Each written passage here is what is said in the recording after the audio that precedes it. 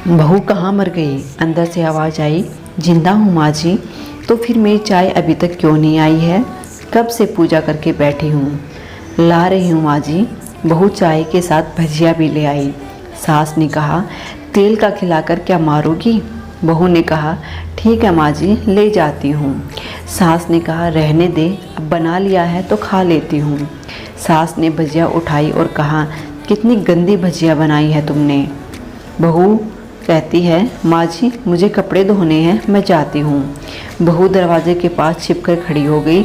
सास भजिया पर टूट पड़ी और पूरी भजिया ख़त्म कर दी। बहू मुस्कुराई और काम पर लग गई। दोपहर के खाने का वक्त हुआ।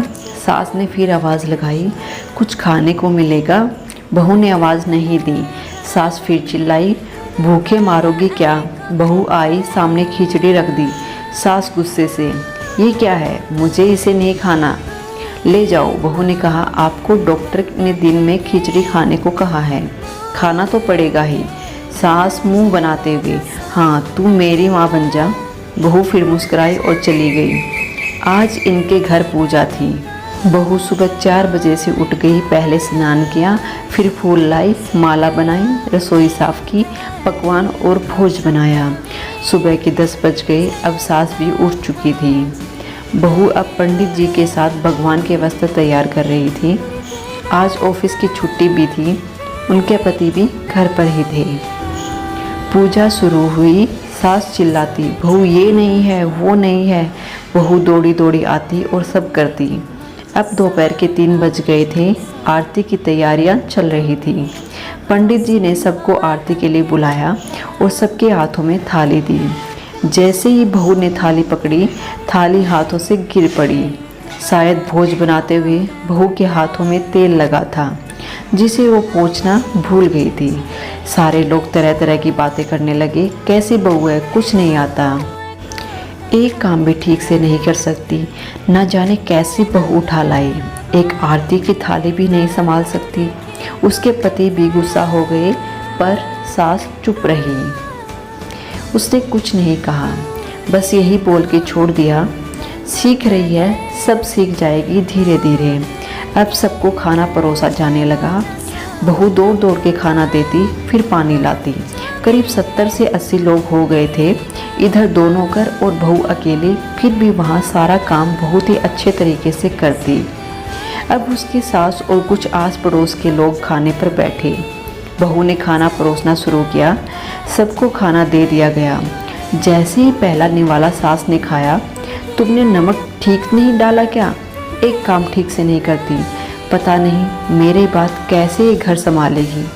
आस पड़ोस वालों को तो जानते ही हो ना साहब, वो तो बस बहाना ढूंढते हैं नुक्स निकालने का।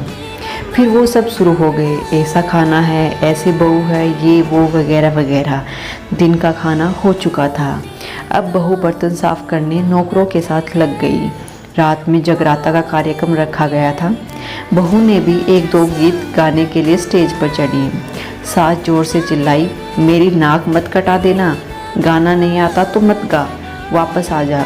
बहू मुस्कुराई और गाने लगी। सबने उसके गाने की तारीफ की, पर सास मुंह फुलाए हुए बोली, इससे अच्छा तो मैं गाती थी अपनी जवानी में, तुझे तो कुछ भी नहीं आता। बहू मुस्कुराई और चली गई। अब रात का खाना खिलाया जा रहा था। उसके पति के ऑफिस के दोस्त साइड में ही ड्रिंक करने लगे। उसका पति चिल्लाता, थोड़ी बर्फ़ लाओ, तो सास चिल्लाती, यहाँ दाल नहीं है। फिर चिल्लाता, कोल्ड ड्रिंक नहीं है, पापड़ ले आओ। इधर उधर आखिरी में उसके पति की शराब गिर पड़ी उसके एक दोस्त पर और बोतल टूट गई। पति गुस्से में 2 झापड़ अपनी पत्नी को लगाते हुए कहता है, जाहिल कहेंगी, देख कर नहीं कर सकती, तुझे इतना भी काम नहीं आता। सारे लोग देखने लगे। उसकी पत्नी रोते हुए कमरे की तरफ दौड़ी।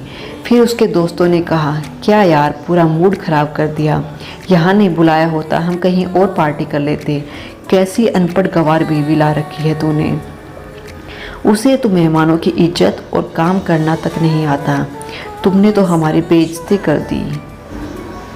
अब आस पड़ोस की औरतों को और बहाना मिल गया था। वो कहने लगी, देखो क्या कर दिया तुम्हारी बहू ने, कोई काम की नहीं है। मैं तो कहती हूँ अपने बेटे की दूसरी शादी करा दो, छुटकारा पाओ इस गंवार से। सास उठी और अपने बेटे के पास जाकर उसे थप्पड़ मारा और कहा, अरे नालायक, तुमने मेरी बहू को मारा, तेरी हिम्मत कैसे हुई, तेरी टांगे तोड़ दूंगी।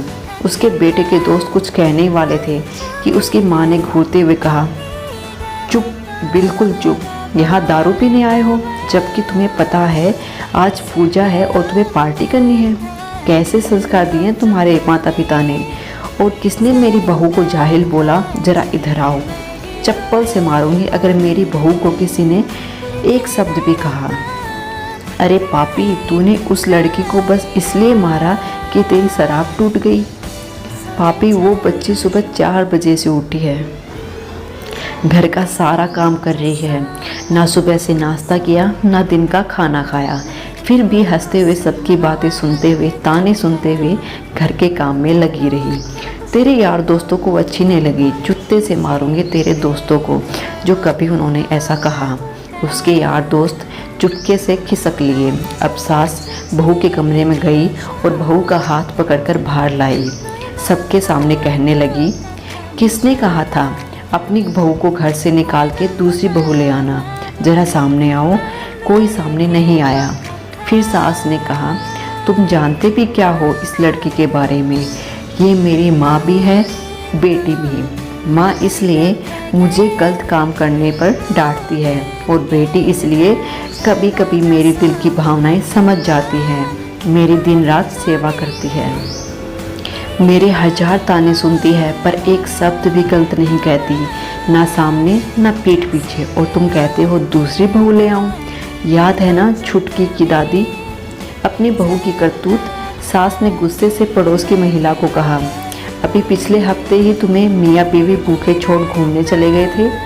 मेरी इसी बहू ने 7 दिनों तक तुम्हारे घर पर खाना पीना, यहाँ तक कि तुम्हारे पैर दबाने जाती थी, और तुम इसे जाहिल बोलती हो। जाहिल तो तुम सब हो जो कोयले और हीरे में फ़र्क नहीं समझते। अगर आइंदा मेरी बहू के बारे में किसी ने एक लफ्ज़ भी बोला तो मुझसे बुरा कोई नहीं होगा, क्योंकि ये मेरी बहू नहीं, मेरी बेटी है।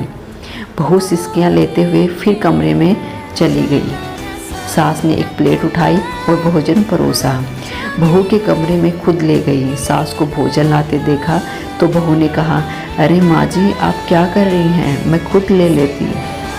सास ने प्यार से ताना मारते हुए कहा, डर मत, इसमें जहर नहीं है, मार नहीं डालूंगी तुझे।